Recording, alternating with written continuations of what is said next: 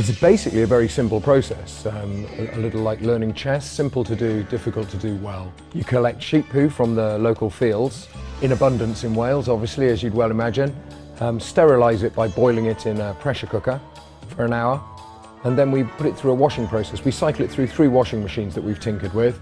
It gets cleaner and cleaner until eventually we've got just the fibre mass, because a sheep only digests 50% of everything it eats, leaving behind a good deal of usable cellulose fibre. And the key word there is cellulose. You need cellulose fibre to make paper. We put that into a beater, which is where the phrase beaten to a pulp comes from, until it turns into a pulp suitable for making paper. And then we sieve it through screens and hang it in the rafters to dry. Sheep poo paper.